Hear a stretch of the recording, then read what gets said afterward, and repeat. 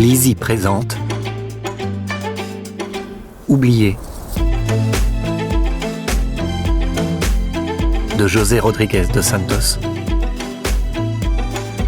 lu par Gauthier de Fauconval.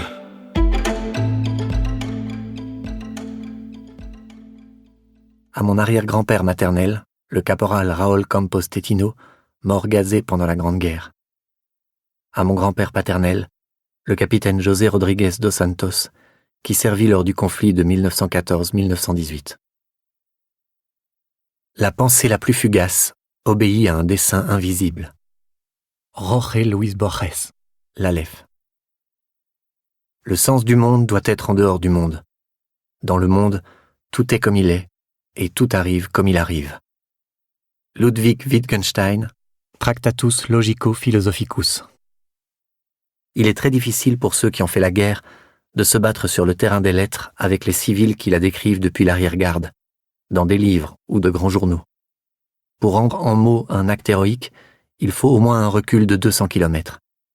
De près, le caractère héroïque se confond par trop avec des choses qui n'ont strictement rien d'héroïque. André Brun, à Malta das Trincheras. Première partie. Afonso et Agnès. Chapitre 1. Dès son plus jeune âge, Afonso da Silva Brandão avait compris que la vie est un long fleuve incertain, parsemé de courbes, de bifurcations, de ponts, de tunnels et de méandres, et que chaque voie recèle d'innombrables mystères, des secrets à percer et des énigmes à décrypter.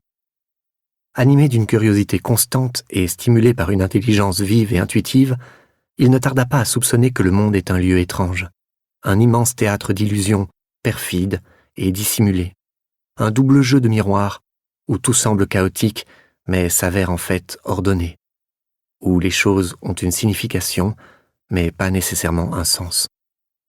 Il se rendit compte d'ailleurs que c'est précisément dans l'existence d'un sens que commence l'énigme du sens de l'existence. Le temps viendrait où il s'interrogerait sans cesse sur ce grand secret, peut-être l'un des plus grands et des plus anciens mystères de l'univers. La question du sens de l'existence. Le destin. Il allait tenter de déchiffrer le chemin sinueux de la vie, la route inénarrable que parcourent les jours l'un après l'autre, l'entraînant dans une direction obscure. L'itinéraire peut être fixé au préalable, choisi par lui ou imposé par les circonstances, le conduisant certainement à travers un réseau labyrinthique jusqu'à la fin inéluctable, comme si les choses étaient le fruit d'une conspiration dans l'ombre, préparée par des agents sans visage en une fantastique conjuration secrète. Il allait y chercher la réponse à l'énigme qui le préoccupait. Lorsque viendrait ce moment, Afonso soupçonnerait que la vie n'est finalement qu'une tragédie, une pièce grandiose imaginée par un auteur anonyme et jouée par des acteurs somnambules, interprètes involontaires d'un scénario inconnu, des personnages à qui personne n'a jamais eu l'amabilité d'expliquer l'intrigue de l'histoire. Peut-être cette vision était-elle le résultat des circonstances particulières de son existence, de la succession de voyages inachevés qu'était devenue sa vie. Il se confronterait alors aux rêves reportés et aux chemins non parcourus, et il ne garderait des jours vécus que la cruelle nostalgie de ce qui aurait pu advenir si les choses s'étaient passées différemment. Rien n'est juste. Tout s'avère arbitraire. Chacun essaye de donner un sens au chaos de l'existence, comme s'il était important de créer un récit, d'établir une signification, de chercher une raison, de trouver une explication aux choses qui arrivent tout simplement. Il conclut un jour que, dans la vie, tout le monde a droit au grand amour. Certains le trouveraient à un carrefour perdu et le suivraient jusqu'au bout du chemin, jusqu'à ce que la mort défasse ce que la vie avait fait. D'autres étaient destinés à l'ignorer, à le chercher sans pouvoir le découvrir, à se croiser au coin d'une rue sans jamais se regarder, à ignorer sa perte, jusqu'à disparaître dans le brouillard qui plane sur le chemin solitaire où la vie les aurait conduits.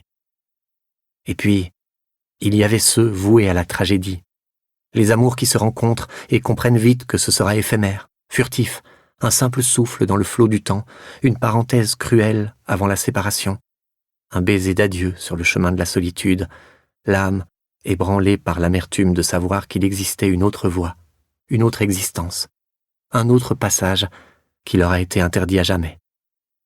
C'étaient les malheureux, ceux qui seraient déchirés par la révolte jusqu'à être abattus par la résignation, ceux qui navigueraient sur le fleuve de la vie en portant le fardeau de la nostalgie, de l'avenir qui n'existera pas, du chemin qu'ils ne parcourront jamais à deux.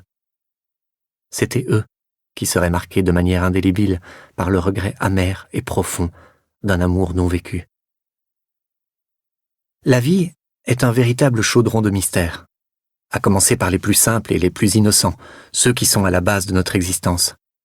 Afonso, par exemple, n'avait jamais été certain de la date exacte de sa naissance.